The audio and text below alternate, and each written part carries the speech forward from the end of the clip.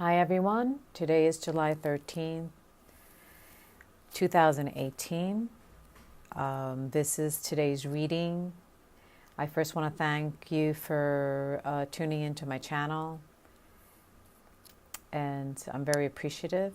And okay, so here we go, today's reading. So I know that we're dealing with a lot of eclipses. I didn't really put an intent on what should come out on the cards, but just allowed them to come out as whatever message Spirit has for all of us, for this tribe. So the first card that comes out is the Ace of, I'm sorry, is this the Ace? One second. Okay, sorry about that. I couldn't see the card, but it's the Page of Cups. And the Page of Cups, it's about messages of love. It has to do with emotions, relationships, intimate relationships, partnerships that are deep and connected. And so it looks like the first card always tells me what the reading is about. So obviously this is about our relationships. And the card that brings more light into the meaning of the spread is the Five of Swords, which means that in relation to this card, there is probably a certain degree of something been stolen or not turning out as we wished. There could be a sense of manipulation, of not being truthful. So it feels like, to me, it feels like it has to do with intimate relationships, relationships of love, and that whoever that you feel this connection to, you feeling that hasn't been completely truthful, might have been in some way manipulative, and maybe the intentions weren't what they should have been. And this could be perception. It doesn't necessarily mean it's true, but it could be either you approaching a relationship this way, not being truthful, being manipulative, and not really honoring the love that is there. Or it could be that you were the recipient of this. And the feeling right now is that there is the Seven of Wands. Oh, no, sorry, the Eight of Wands. I'm sorry, I'm looking at a picture of this and my eyes are not that great. So we have the Eight of Wands, and the Eight of Wands are this desire for energy to start to move swiftly. We want to have answers.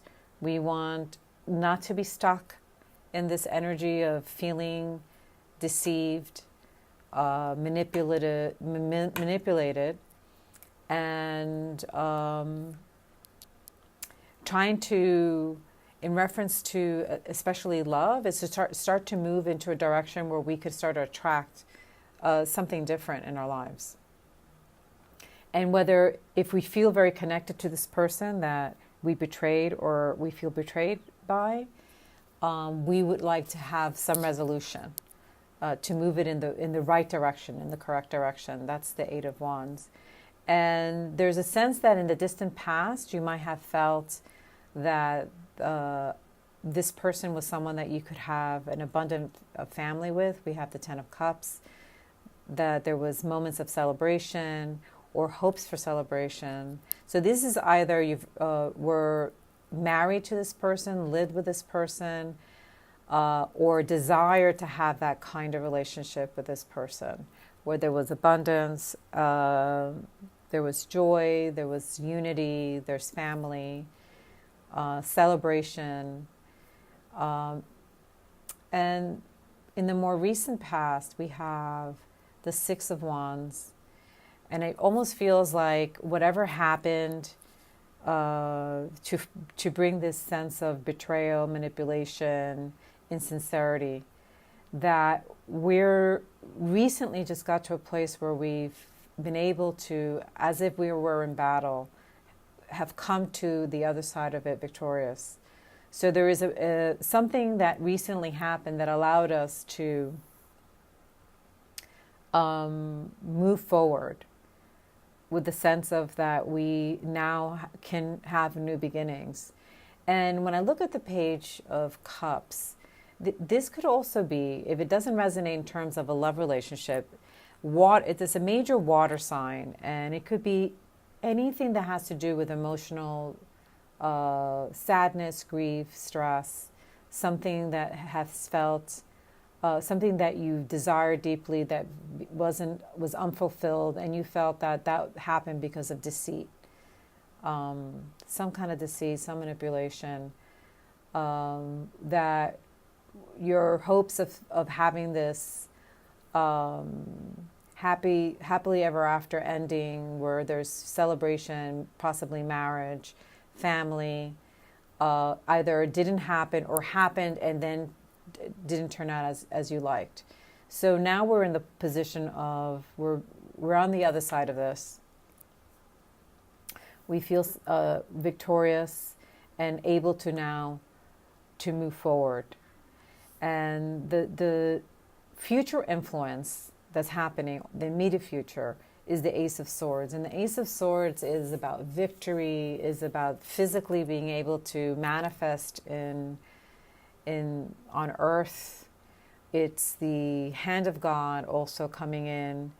There's divinity and divine guidance and new beginnings. Again, new beginnings, and in relation to partnerships, career, possibly relationships. It's not really like a love card, but maybe at least being able to move forward in terms of manifesting everything else that we've wanted to manifest. Because sometimes when we're in heartbreak and we don't feel abundance in relationships, it could stifle the flow in other aspects of our life, such as finances. Projects might have felt stuck or at an impasse. So anything that you put any attention to creatively, projects, partnerships, business ideas, there's a sense that there is a new beginning, a new push forward, and you could be victorious. And it could as well be in terms of a relationship. Not sure if it's the same one that brought you the sense of deceit and manipulation.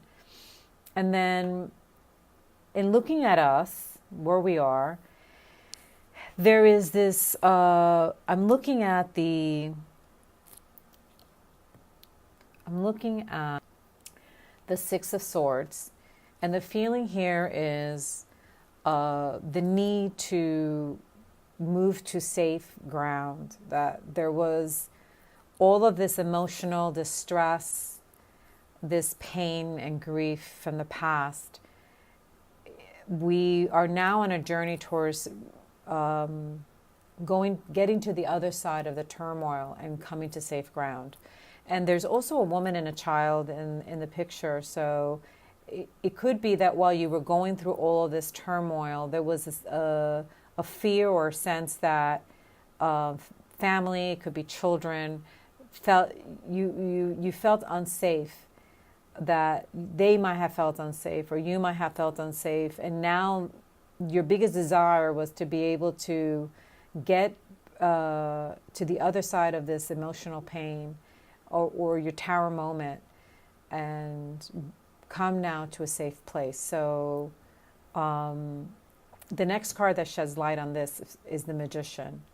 And this is saying that although we still have remnants of this sense of still wanting to arrive to a place where we feel secure, that we have the tools right now to manifest this in a big way, to manifest in our lives in a big way. Ace of Swords meaning new beginnings, success, victory. The Magician is reminding us that we have domain and dominion over the elements. We have the infinity sign, which means that we're moving with grace from above, divine guidance, that our spirit guides, angelic guides are in alignment with us, that we just need to understand that we have this ability to manifest in an amazing way, lots of abundance in all aspects, relationships, finances, creative projects. And there's this balance as well that we have access to between the logical mind and the emotions, between, the feminine and the masculine. Everything can come into balance. And that's what allows us to manifest when we're imbalanced. And the next cards, 2 cards came up, which is our desire, and the 9 of Pentacles came up. So this is our desire. And the 9 of Pentacles it's all about abundance. It's about financial abundance. It's about beauty. It's about joy. It's about being centered in a beautiful, harmonious place within ourselves. The 9 of Pentacles is a beautiful feminine energy. She's in Mother Earth sign. So it might speak to you if you're a Capricorn or Earth sign. I think she's Capricorn and Sagittarius. So you have both possibilities. This might be you desiring to have this connection to Earth, connection to heaven, because then right next to the 2 cards came out simultaneously. There is the High Priestess, and the High Priestess is about mystical knowledge. She's about the inner journey. She's psychic. She's a student as well of esoteric knowledge. There's abundance with her as well in terms of her spiritual path. It's an inner journey. She's connected to the psychic influences of the moon. There's also the ability to be balanced in the inner world.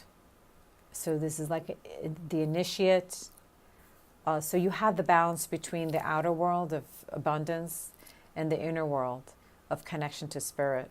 So this is a beautiful place it's a place that I find that it's in the place of desire, but I also feel that as magicians, with the Magician card, we can manifest that. We could be balanced between earth and sky, between the inner and the outer. And the final result, we have the 9 of Cups, which is happiness, abundance, lots and lots of abundance in terms of joy, dreams coming true. It's telling you that whatever you've been hoping for will come to fruition. And the joy that you're having comes from prosperity. It comes in relationships as well. It could be a new romance, rewarding relationships, that we can start expressing ourselves from the heart, and that there's no longer a need to wait for love to arrive, that we will be abundant in love and friendship. And it's great for everything. It's great for new relationships. It's great to bring old relationships to another level of intimacy or connection. It's about new projects. It's about telling you to listen to your intuition. It's about abundance and flourishing. And then in terms of health, it's great. It has great news about health as well. So this is like a great card that is talking about everything that's possible. So I pulled 3 cards from my Goddess cards. Actually, they're the Oracle deck that I have. And the first card that came up was the 3 of Swords, unexpected revelation. It's in the position of the past, but it could be something that's actually going to come up. I have a feeling it's something that might have been a situation from the past, but we still have something that we need to learn about it so that we could put it to rest and be done with it. So it's about something that happened, is happening, that's created an incredible amount of grief and sadness. And it was also realization, coming to the truth of something, and that maybe in the past we weren't able to see. But now that we were able to see it, then we could move into where we need to go. Because once we see the truth, then we deal with the feelings, and then we could leave it in the past. We could get to a point where the charge is dead and we can move forward. And the next card that follows this tremendous grief and sadness and revelation of something that was very difficult is the Nine of Pentacles. And that's, again, came up again.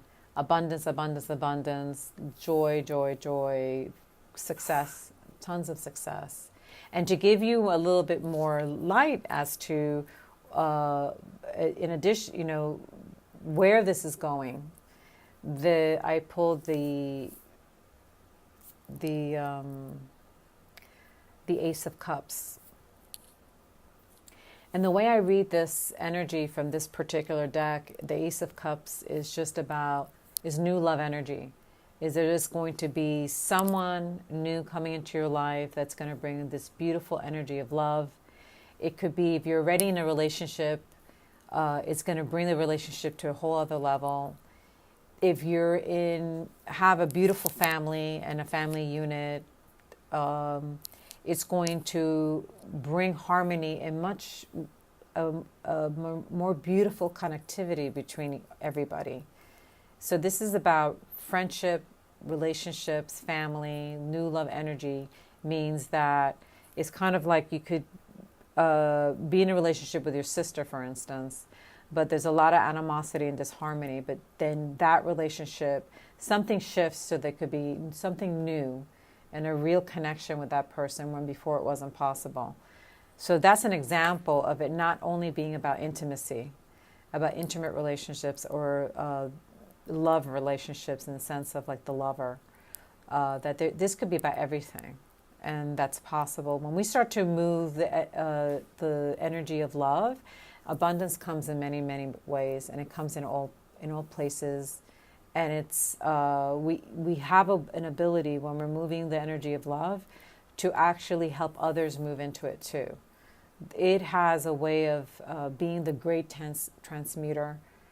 Great transformations can be done through the energy of love. So for me, this is a card saying, do your inner journey, work on yourself, elevate where you are, make sure that you're in the higher realms, higher dimensions, increase your energy, be in a state of love, because when you do that, not only are you going to be abundant, but you're going to transform everybody in your life.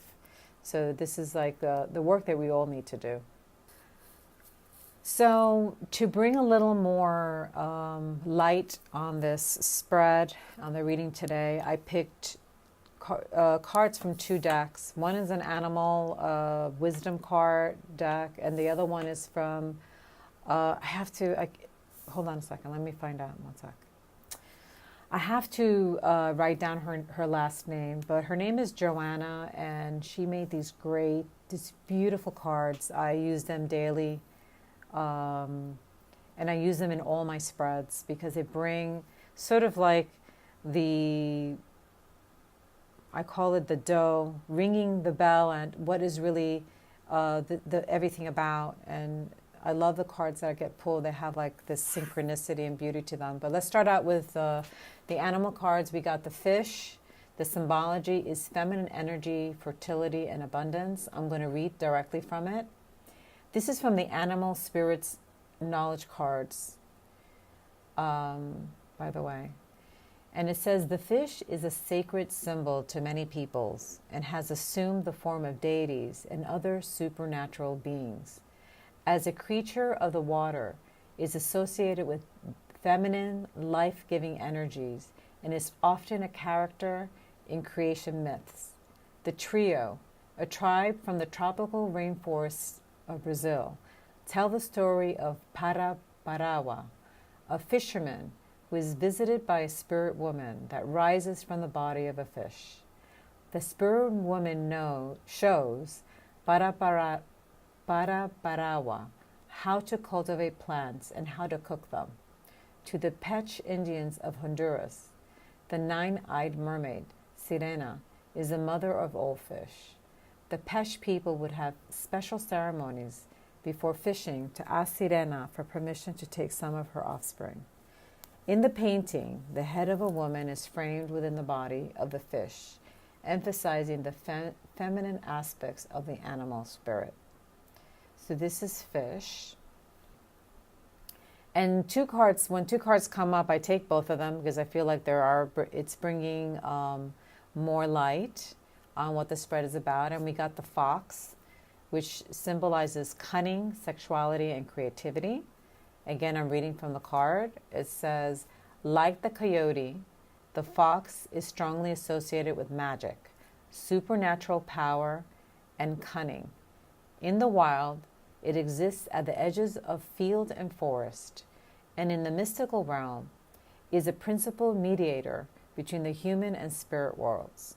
In Chinese folklore, the fox may assume a human shape at the age of 50, and at its 100th birthday, it becomes either a wizard or a lovely maiden. Red foxes, such as the one depicted in this painting, are associated with sexual energy and the creative life force. Some Native American legends speak of a hunter discovering his wife to have a secret fox identity. So I feel like, again, the keywords here are feminine energy, fertility, abundance, cunning, sexuality, and creativity. And reading from Joanna's deck, we have Grace. This is the ultimate goddess card. Grace is a state of being. It's a state where we experience and encompass the divine love of the universe. There is an elegance to grace which bestows courtesy and kindliness to others with simplicity.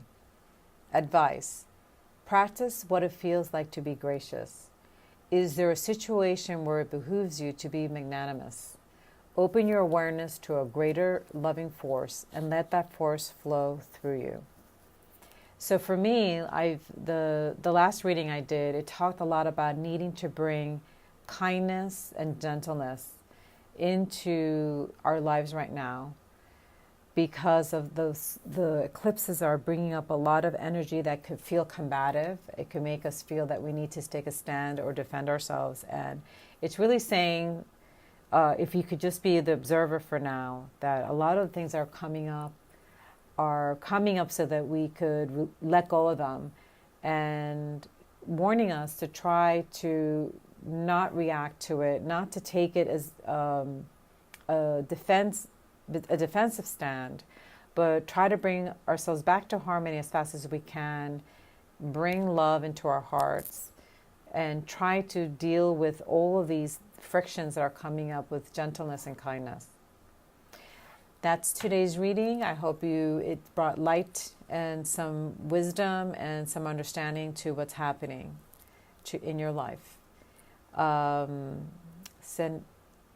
Sending my regards to all. Love, love, love.